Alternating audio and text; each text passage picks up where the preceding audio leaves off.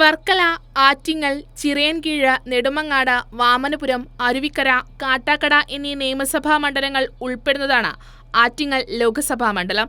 ഇത്തവണ വാശിയേറിയ മത്സരത്തിന് തയ്യാറെടുക്കുകയാണ് മുന്നണികൾ. ഇടതുപക്ഷ സമീപനം പുലർത്തുന്ന മണ്ഡലം കഴിഞ്ഞ തവണത്തെ പ്രത്യേക സാഹചര്യത്തിൽ UDF-നൊപ്പമാണ് നിലകൊണ്ടത്. UDF പാളയത്തിൽ നിന്ന് മത്സരിച്ച അഡ്വക്കേറ്റ് അടൂർ പ്രകാശാണ് കഴിഞ്ഞ തിരഞ്ഞെടുപ്പിൽ വിജയിച്ചത്. 3,80,995 വോട്ടുകളാണ് കഴിഞ്ഞ തിരഞ്ഞെടുപ്പിൽ അടൂർ പ്രകാശിന് ലഭിച്ചത്.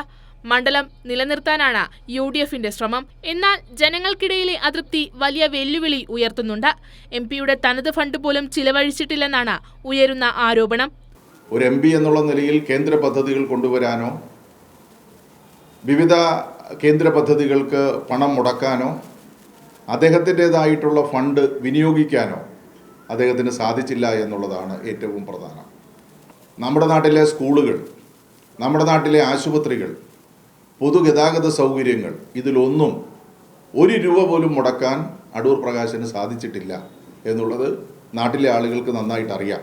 ഹൈക്കമാൻഡ് തീരുമാനമനുസരിച്ച് നിലവിലെ സിറ്റിംഗ് MP-യായ അടൂർ പ്രകാശ് തന്നെയാകും ഇത്തവണയും UDF-ന്റെ സ്ഥാനാർത്ഥി.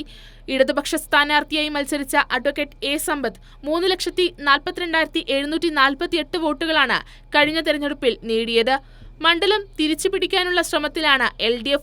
താഴെ തട്ടുമുതലുള്ള പ്രവർത്തനങ്ങളും ആരംഭിച്ചു കഴിഞ്ഞു. സ്ഥാനാർത്ഥി നിർണയവും വേഗത്തിലുണ്ടാകും.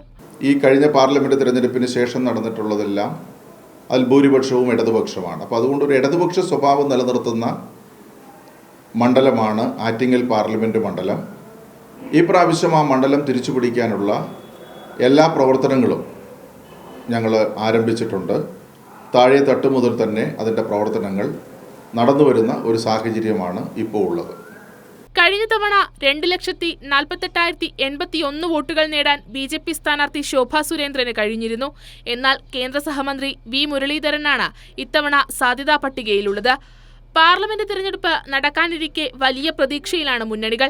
കഴിഞ്ഞ വർഷം നഷ്ടപ്പെട്ട മണ്ഡലം തിരികെ പിടിക്കാൻ രാഷ്ട്രീയ പ്രചാരണമാണ് CPIM മുന്നോട്ട് വയ്ക്കുന്നത്.